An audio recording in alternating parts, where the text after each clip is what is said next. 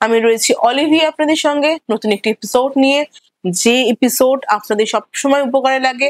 আমার সবসময় প্রশ্ন করতে যাকে ভালো লাগে, সেই বিখ্যাত মানুষটা, সেই অ্যাস্ট্রোলজার যার কাছে প্রত্যেকটা মানুষ আসলে উপকার ছাড়া কখনো অসফল হয়ে ফেরেনি, বৃথা কখনো হয়নি তার জীবন, তার জীবনের সমস্যা সবসময় সফলতার দিকে এগিয়েছে। সে মানুষ যার হাত ধরে ঠিক আজকে সে মানুষটার কাছে আমরা এসে পৌঁছেছি। দাদা, আপনাকে অনেক অনেক স্বাগত। আপনার নাম, আপনার পরিচিতি আমাদের অনুষ্ঠান ছাড়াও আপনার কি বলবো, একদম উপকারিতার মাধ্যমে বিভিন্ন দিকে দিকে ছড়িয়ে পড়েছে। আপনাকে বিশেষভাবে পরিচয় করানোর আজকে কিছুই নেই, তবুও আপনাকে আমরা আমাদের স্টুডিওতে আজকে স্বাগত জানাচ্ছি। কেমন আছেন আমি জানতে চাইছি আপনার কাছে। আমি ভীষণ ভালো আছি, তুমি কেমন আছো? আমিও খুব ভালো আছি। আজকে কি নিয়ে অনুষ্ঠান করতে? আজকে অনুষ্ঠানটা মানে একটা পেশা নিয়েই করব, কিন্তু পেশাটা সিলেক্টিভ একটা পেশা। মানে ধরুন, বিভিন্ন রকম পেশার মধ্যে এখনকার ছেলেমেয়েরা প্রবণতা দেখা যাচ্ছে, তারা ভীষণভাবে অ্যাক্টিংটাকে নিজের লাইফের একটা মাধ্যম করে এগোতে চাইছে, উঠতে চাইছে। তো আমাদের আজকে টপিকটা হচ্ছে অ্যাক্টিং। তো প্রচুর ছেলে মেয়েদের যে অ্যাক্টিং এর নেশা জাগছে, তারা চাইছে তাদেরকে নিজেকে প্রতিষ্ঠিত করতে এরকম একটা মঞ্চে। তো তাদের কানেকশন কি কি থাকতে হবে তাদের চার্টে, যে তারা নিজেদেরকে একজন ভালো অভিনেতা বা অভিনেত্রী হিসেবে নিজেদেরকে দেখতে পারে? অনেক বাচ্চারাও মানে বাবা মারাও অনেক বাচ্চারাও এখন অভিনেতা অভিনেত্রী হওয়ার দিকে ছুটছে, বা মায়েরা বাবারা চেষ্টা ট্রেনিং করাচ্ছে, বিভিন্ন প্রতিষ্ঠানে তাদেরকে নিয়ে গিয়ে শেখাচ্ছে। অবশ্যই। তো প্রথমত তো হচ্ছে তাদের জন্মছকে আগে দেখুন, আগে একটা তো কুষ্টি করান বাচ্চাদের। কুষ্টি করায় দেখুন যে তার অভিনেতা অভিনেত্রী হওয়ার যোগ আছে কিনা। যে যোগগুলো মেনলি থাকে সেগুলো হচ্ছে বুধ এবং শুক্রের কানেকশন। আচ্ছা।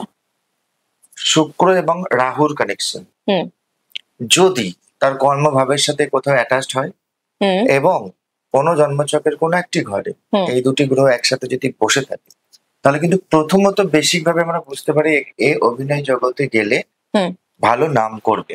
কারণ শুক্রকে অ্যাক্টিভ থাকতে হবে। অভিনেতা কিন্তু একটা সৃজনশীলতা, একটা আর্ট। হ্যাঁ, সেখানে শুক্র যদি অ্যাক্টিভ না হয় তাহলে সে কিন্তু আর্টিস্টিক মনোভাব নিতে পারবে না। হঠাৎ করে হেসে ফেলা কোন একটা জিনিস, আবার হঠাৎ করে কেঁদে ফেলা, এবং তাকে যে কোনো চরিত্রে যাতে তাকে সেট করা যায়, একটা রাজার চরিত্র যেন সেট করা যায়, আবার একটা ভিখারির চরিত্র যাতে তাকে সেট করা যায়, তবেই সে কিন্তু সাকসেসফুল অভিনেতা বা অভিনেত্রী হতে পারবে। সেক্ষেত্রে কিন্তু শুক্রের গ্রহণযোগ্যতাটা জন্মছকে সব থেকে ভালো থাকা উচিত।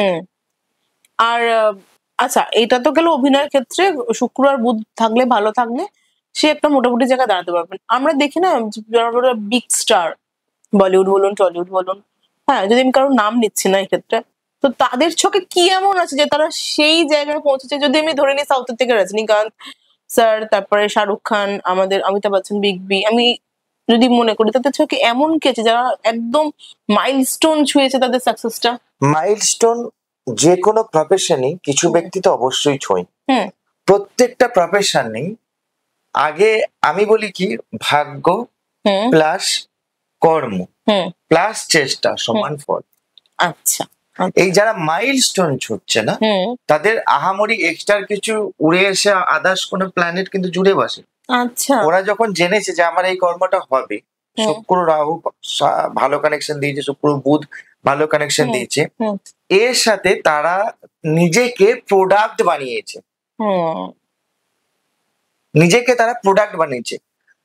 আমি একজন খুব ভালো, আমার তো বহু, এই যে ছবি দেখতে পাচ্ছ, বহু জন আমার কাছে আসে সব সময়।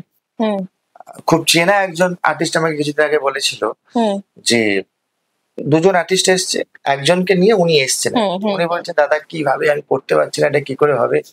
তখন আমি কিছু বলার আগে ওই আর্টিস্টটি ওনাকে বললেন যে আগে নিজেকে বেচতে শিখে সব জায়গাতে।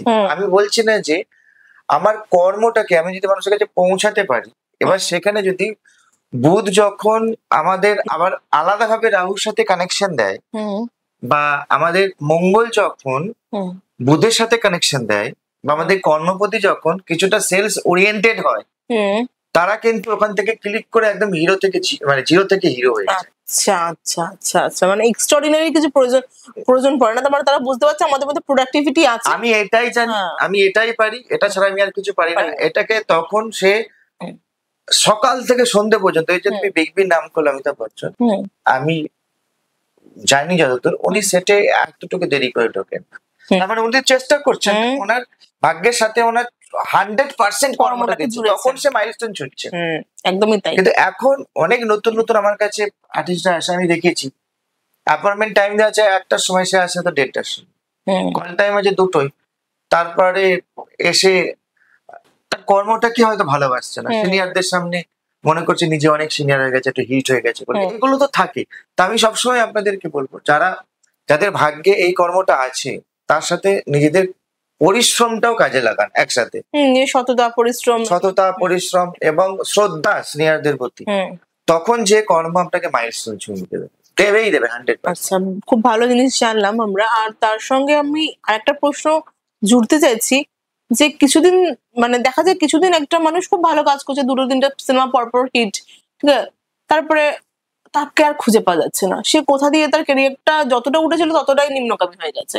এটা কেন হয়? এটা অনেকের ক্ষেত্রে দেখা যায়, কাজ পাচ্ছি না, কাজ নেই, মানে চূড়ান্ত সফল হওয়া একজন মানুষ ফুস করে নিচ্ছে। এটা বেশিরভাগ ক্ষেত্রে দুটো জিনিস দেখা যায়, একটা হচ্ছে শত্রুতা, একটা হচ্ছে রাজনীতির শিকার। ও আচ্ছা, বেশিরভাগ ক্ষেত্রে এই দুটো। যারা এই সমস্যায় ভুগছেন অবশ্যই নিচে দেন আমরা যোগাযোগ করে আবার চলে আসুন, আমি আছি আপনাদের জন্য। বাহ। তো এই যে শত্রুতা তৈরি হয় নিজেকে যখন আপনি প্রোডাক্ট হিসেবে মার্কেটে আনছেন, কারণ আপনার ওই আর্ট, আপনার ওই সৃজনশীলতাটা, আজকের দিনে আপনি যদি বিজনেস না দিতে পারেন আপনার প্রডিউসারকে, আপনার প্রডিউসার কিন্তু নেক্সট সিনেমা আর সাইন করা না। একদমই তাই। অনেকে বলবে, এখন বড় বড় কথা অনেকে বলে, অনেক জায়গায় শুনেছি, শিল্প কি বেচা যায়? হ্যাঁ, বেচতে হবে আপনাকে, সেটাও জানতে হবে আপনাকে বেচতে, না হলে কিন্তু আপনাকে কোনো প্রডিউসার পরবর্তী সময় নেবে না। ওই আপনি শান্তিনিকেতন ব্যাগ নিয়ে সারাদিন শিল্প করে বেড়াবেন, আর তারপরে রাত্রেবেলা আসবেন আর ফ্যামিলির মার খাবেন। একদমই তাই। মানে সেই জন্য এই যে হারিয়ে যাওয়ার ব্যাপারটা না, তো এই হঠাৎ করে হারিয়ে যাওয়ার ব্যাপারটা হতে পারে সেই সময় তার দশা এমন কিছু পারমিট করেছে, ও একটা ভুল সিদ্ধান্ত কোনো নিয়েছে, কোন একটা ভুল মানুষের সাথে সেই সময় মিশেছে, যার জন্য ওর ক্যারিয়ারটা নষ্ট হয়ে গেছে। খুব স্বাভাবিক, হতেই পারে। আমাদের চুজেবল হতে হবে, যে এই চুজেবলটা কতটা আমাদের লাভ এবং কতটা আমাদের ক্ষতি, সেটা আপনাকে বিচার বিবেচনা করার জন্য আপনার চন্দ্রকেও কিন্তু স্ট্রং থাকতে হবে। আপনি কখন কোন ডিসিশনটা নেবেন।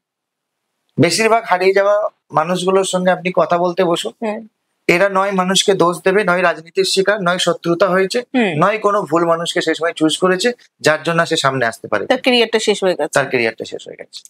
আচ্ছা, এই ধরনের মানুষের ক্যারিয়ার কি আবার উঠতে পারে আপনাদের মতো মানুষের হাত ধরে, আপনার হাত ধরে? এই ধরনের মানুষের ক্যারিয়ার কি আবার তোলা সম্ভব? তার জন্যই তো আমরা, একদমই তাই, যে কোনো সমস্যার সমাধানের জন্যই তো জ্যোতিষী। প্রত্যেকটা সমস্যার সমাধান আছে। আপস অ্যান্ড ডাউনস কোন প্রফেশনে নেই? প্রত্যেক প্রফেশনেই আছে। তাহলে আমি আপনাদের বলবো, এরকম সমস্যা নিয়ে তো বসে থেকে লাভ নেই। আপনি যখন জানেন যে আপনি ওটাই পারেন, একটা বই বা একটা সিরিয়াল আপনার হিট হয়েছে, আপনি কালকে তো আর অন্য কিছু করতে পারবেন না, অন্য কোনো জায়গায় যেতে পারবেন না।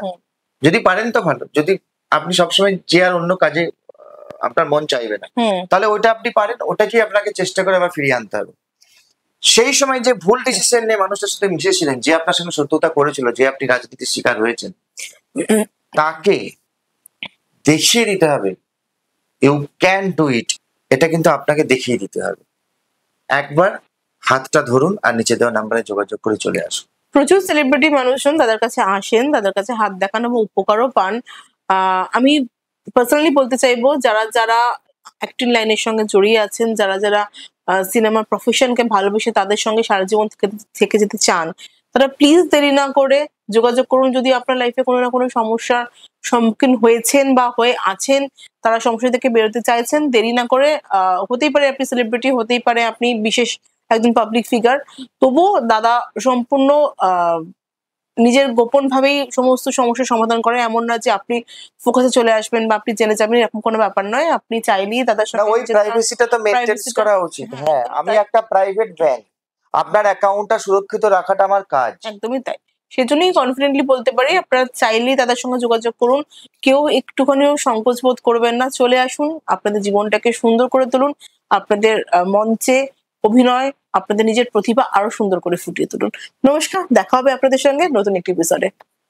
ধন্যবাদ।